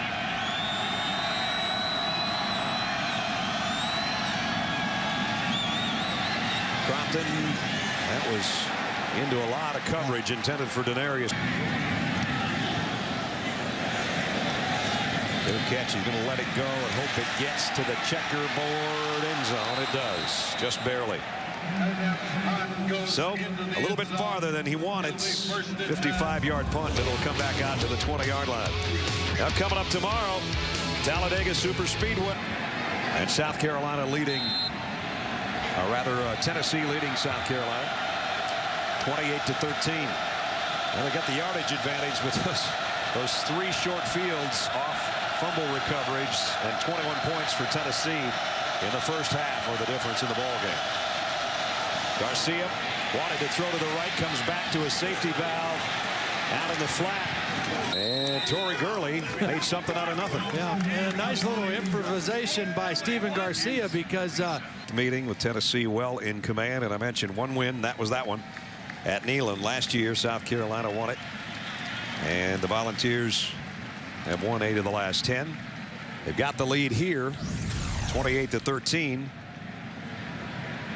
But the concern on the field, really, with both teams right now, when you have a player down this long. And finally, LaMarcus is up. So he walks off under his own power.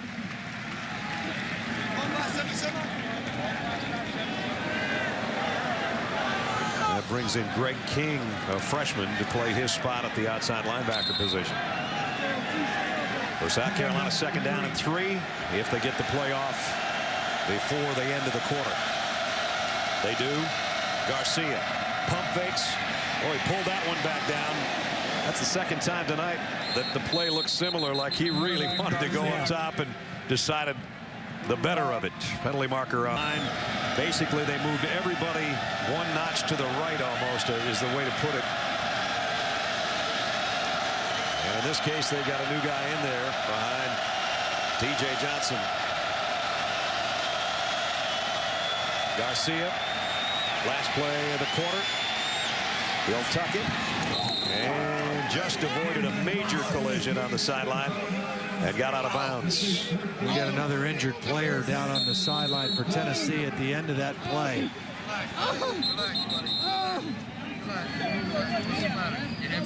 Somebody came literally flying through the air trying to get a hit on the quarterback. Might be Frazier, the middle linebacker. At any rate, we played 3 at Neyland Stadium. Somebody hit from outside. Okay. The World.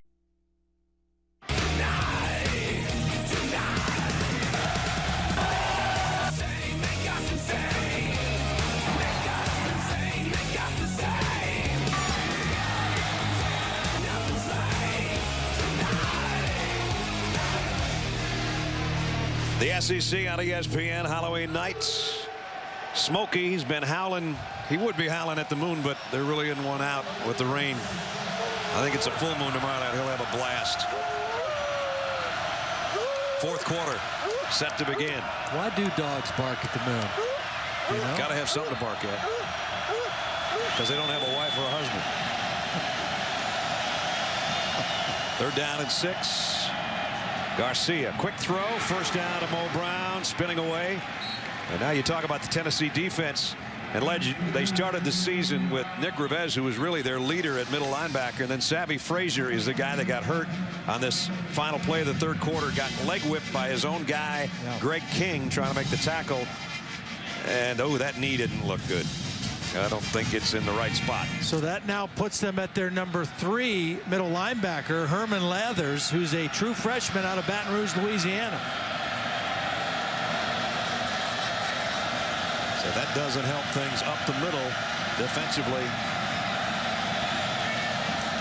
or Tennessee. They try to go right to that spot, but they threw it right where Rico McCoy was standing. Yeah, this is an important situation for Tennessee because Revez was playing so well, and the signal caller and the leader on the interior of their defense, and he got hurt in the Ohio game, and their defense stumbled a little bit when he was gone. And then, you know, Frazier, who hadn't played middle linebacker since the 8th grade, came in. He got settled down, and the defense started to really play well here the last few weeks. Now with him out, another void in this Tennessee middle of their defense. There's the freshman middle backer, number 34. South Carolina's going to take a timeout. Trailing 28-13. Could be a vital timeout they could use a little bit later. 13:50 to play. You in the studio. Texas hammering Oklahoma State 41-4-20. Sports Center coming up after the game. Stay current with ESPN News. And, of course, complete post-Game 3 coverage of the World Series. Phillies leading the Yankees in the bottom of the 4th, 3-2. Worth has gone yard. Jason Worth for the Phillies, his first home run of the series. That's what I call an update. Thanks, Reese. How about Oregon?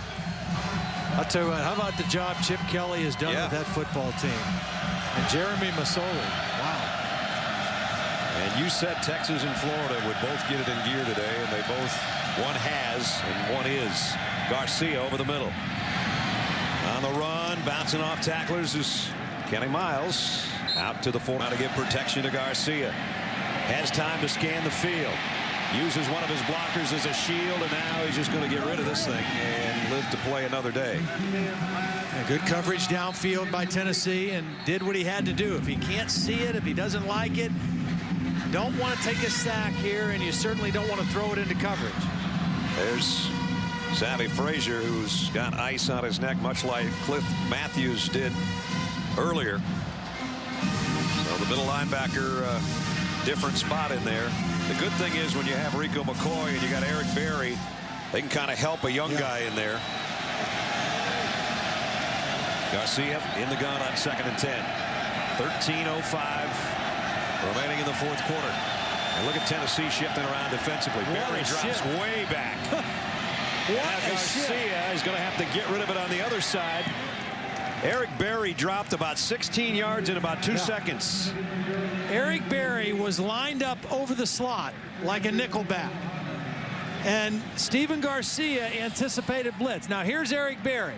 So when Steven Garcia checks the play, he's going to check the defense and end up over here. I've not seen a defensive shift like this.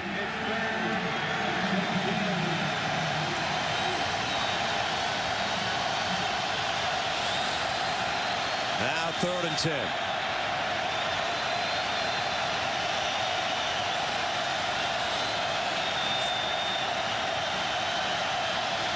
Tennessee shows blitz. They come with a blitz. Garcia, quick throw, overshot.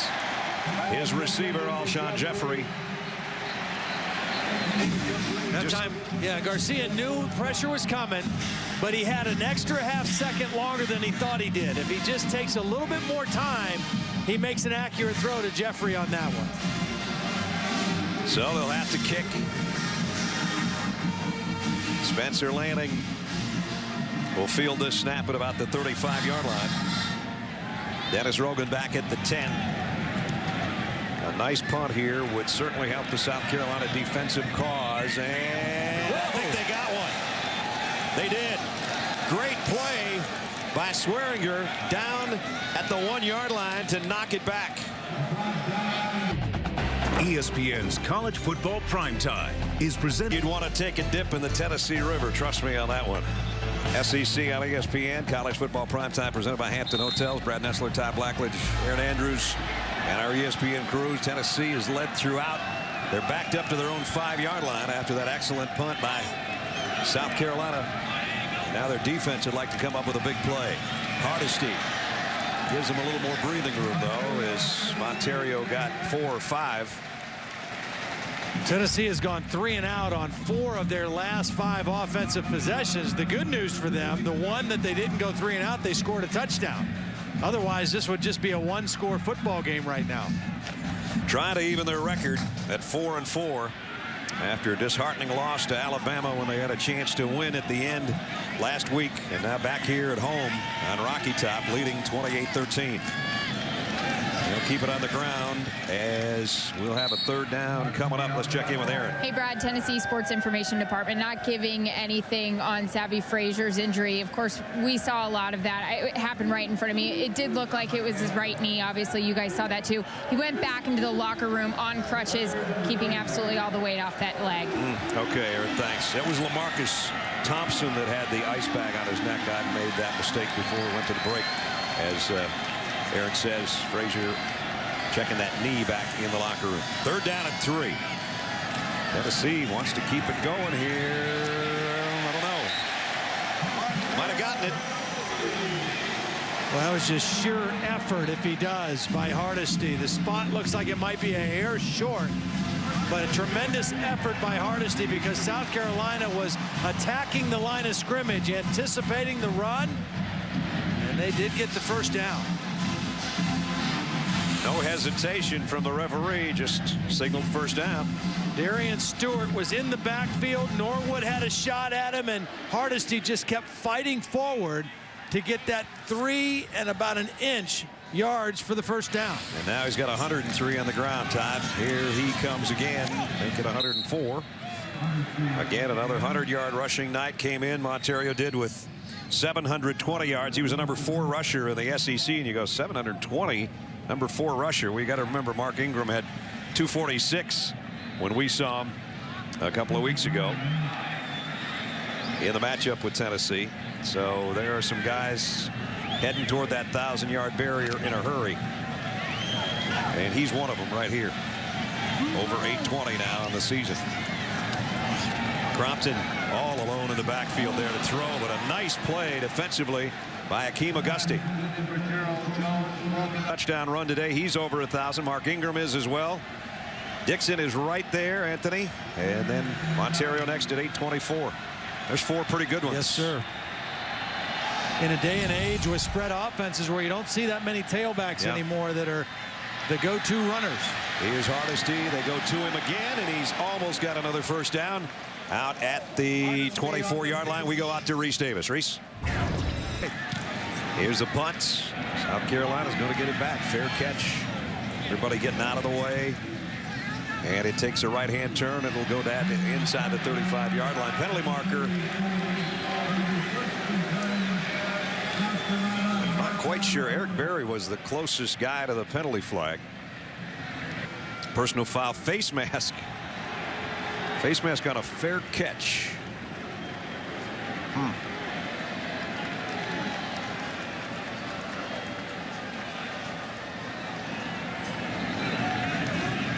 Face mask, 14 of the kicking team. That 15-yard penalty will be enforced from the end of the play. First down. Boy, now is he a great player. He very seldom makes a mistake like that costs his team so big. Yeah, unfortunate. Here he is right here, number 14. Now keep an eye at the end of this play. The ball's away and just wants to get this blocker off him and threw him down by the face mask. All right. That's such a strange call, and that's exactly what it was, and a good call. Best starting field position for South Carolina. They're not out of this thing. 9.5 to go. Trailing by a couple of scores.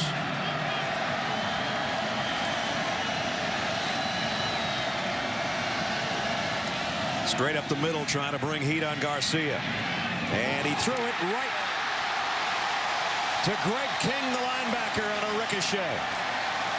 Well, there's the first interception since way back at the beginning of the Alabama game, and you talk about bad timing. Well, they picked up the blitz by Lathers.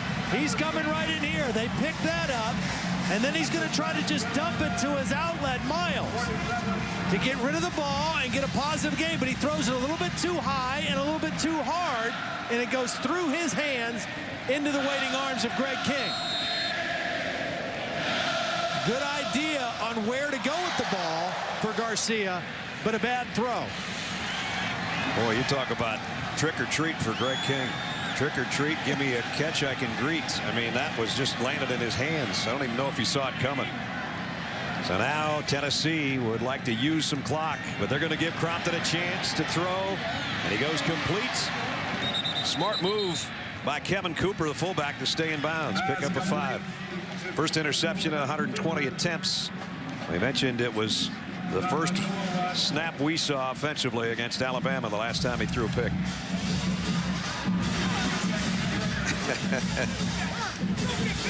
Well, the hair may be gray and thinning, but the mind is sharp as a tack, as one of the finest defensive minds in all of football, Monty Kiffin. And he's having fun. He's having a blast. He really is having fun. And Hardesty's got another first down. Inside the 35 to the 34. And a lot of chatter going on about college football scores and highlights in section 140, powered by Windows Phone. You can learn more and join in the discussion. The wily old veteran and then the 34-and-a-half-year-old head coach. Monty said to us yesterday, I didn't come here to coach because I like him. I came here, I happen to like him, but I came here because I think he can coach. Let's check in with Aaron.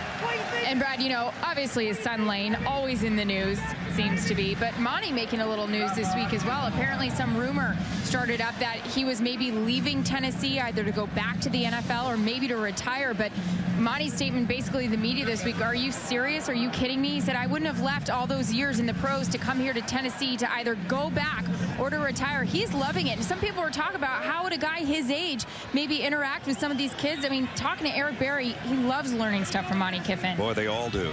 Rico McCoy, all those guys. So they didn't know he'd be as down to earth and be able to communicate as well with us as he does. Now it's Bryce Brown. He might have another first down or awfully close to it. So the clock is in Tennessee's favor. And that Garcia interception on that ricochet pass that looked like it was going to be a safe one over the middle. Now in a 15-point game, time's running up on Steve Spurrier and the Gamecocks. Remember, South Carolina the last really 3 years have had great starts, and then they've had a couple times when the tent kind of folded on them, and they don't want that to happen again. Now, granted, I mean, their schedule, they play some tough teams down the stretch in the month of November, but you're right, those sometimes near collapse at the end of the year for South Carolina. The worst one was 2 years ago. Here's Crompton, play action in the middle, incomplete, intended for Gerald Jones. Hakeem Auguste's a guy that broke it up.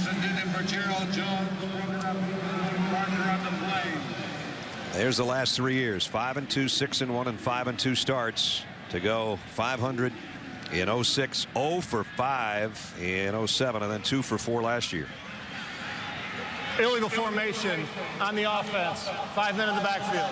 5-yard penalty. Repeat first down. Beginning of the show that, you know, the teams they play, Tennessee, Arkansas, Florida, and Clemson, you know, their in-state rival with Clemson. That's a tough stretch for them every year. And they just have not played their best football at the end of the year. Last year they went 7-6, 4-4 in the conference, lost to Iowa in the Outback Bowl. Speaking of Iowa, that was just incredible today. Let's check in with Reese Davis.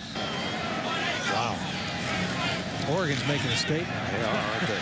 Bryce Brown inside the 25. We were talking with Lane Kiffin about the disappointing loss to Alabama last week when they had a chance to win on a field goal at the end. Would have been their biggest road win ever.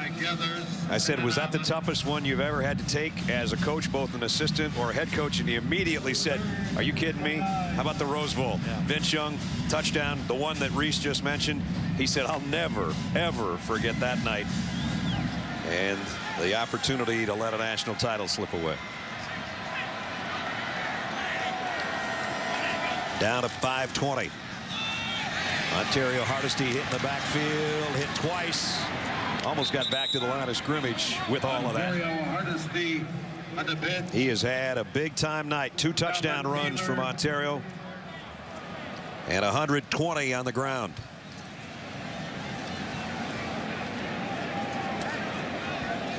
Now with a 4th down situation on a night where your regular kicker can't go. And your backup kicker is a better punter and kickoff specialist than he is a field goal kicker.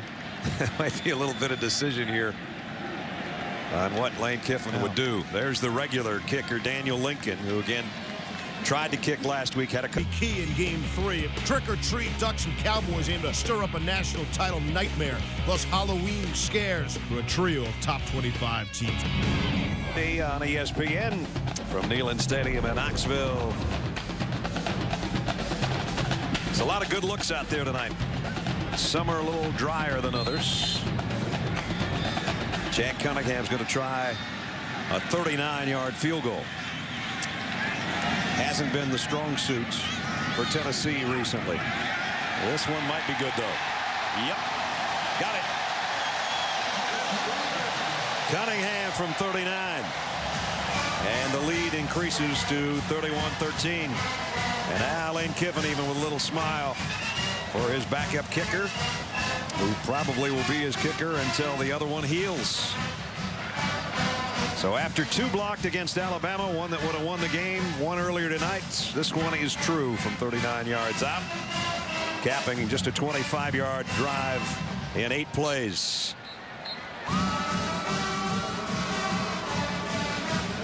Happy head coach.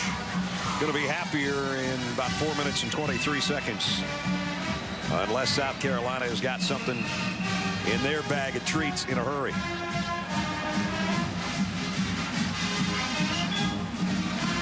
Well, the top 2 teams, NFC South, doing battle in New Orleans on Monday night. Don't forget the Falcons and the New Orleans Saints. That ought to be a dandy. 6-0 against 4-2. Saints and the Falcons, 8:30 Monday nights. Matt Ryan.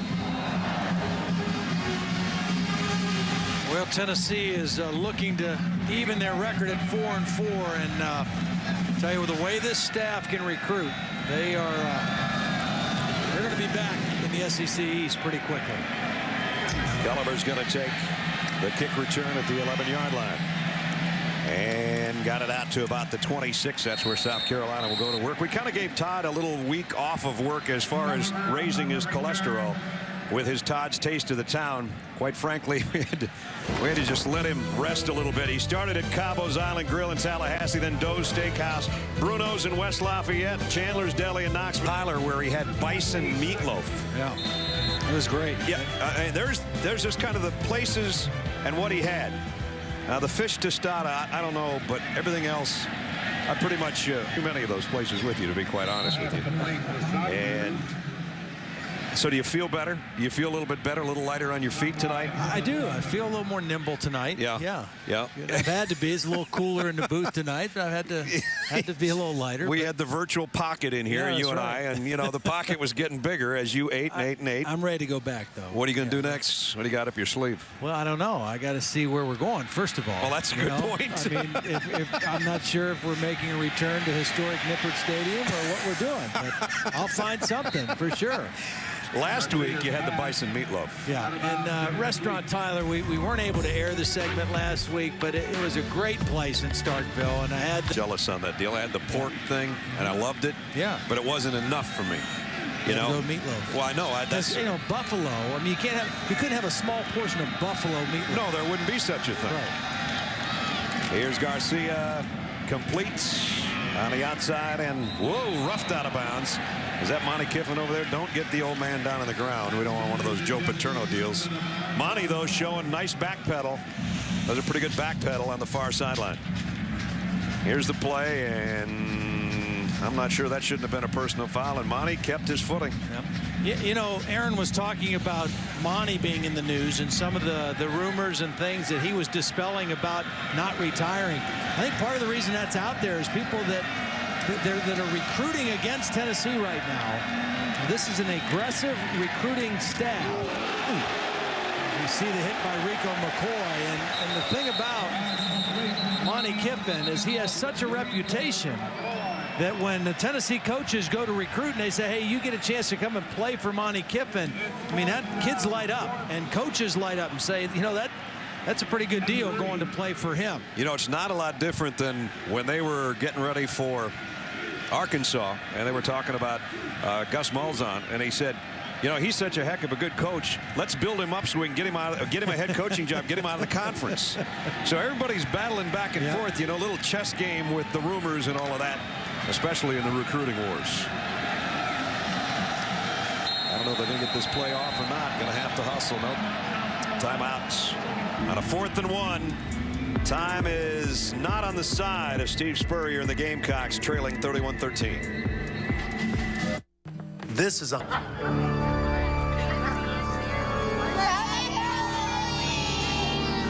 And same to you youngsters. Hopefully you've had a nice Halloween night. Tennessee's going to have a nice one here in the next 2:25 as they'll go to 4-4. Here's what they've got left. Memphis, at Ole Miss, Vanderbilt, and then at Kentucky. And I think you look at that list and the way they played tonight and the way they've improved in the last month, and you can say maybe they can win all of those. They'll certainly have that in the mind of their players, I'm sure. Let's check in with Aaron. Brad, you know, just talking to Lane Kiffin and just kind of getting in his head the past couple times we've been here, well, the 3 times we've been here to Knoxville, it's just all about recruiting. And he was saying a lot about how his team has the right attitude, the right confidence, but he's so happy with the way the staff is doing recruiting. And, hey, they got a huge plug, apparently, according to Coach Kiffin, from Lil Wayne, the rapper from our town, Brad, in Atlanta. I guess he gave a shout out to Coach Kiffin in one of his tunes, and they were playing that just nonstop at practice. And Coach Kiffin said, hey, that's better than the first 10 minutes, the A block on SportsCenter. Get a shout out from Lil Wayne. I'm good to go with recruiting. Lil Wayne, to paraphrase, because Lil Wayne's a little more colorful than I would be, talking smack like Lane Kiffin, I guess you could say, is one of the lines in there. Anyway, that went a long way as far as street cred, as according to Lane Kiffin, as far as recruiting. So whatever works, he tries to find every angle in that area. And when you consider the guys he's got on his staff, the guys that he used to work for, like Pete Carroll, they've all kind of done it that same way. Pete Carroll's got Snoop Dogg out there at practice at USC. That's not helping him in Houston tonight, but nonetheless, a lot of similarities with the way they approach things with the young guys. Well, it's very similar. I mean, obviously, Lane grew up and learned under Pete Carroll, and then Ed Orgeron, who is now Lane's recruiting coordinator, was the recruiting coordinator at USC before Lane was. So there's Ed, former head coach at Ole Miss and a great recruiter. So he's got a group of guys assembled here that know what they're doing when it comes to recruiting. And when you talk to Monty Kiffin, he just rolls his eyes. He can't believe the recruiting these guys go through, because when he's been in the NFL for 26 years, it's about drafting and free agents, not about recruiting. But they spend some long hours in that area.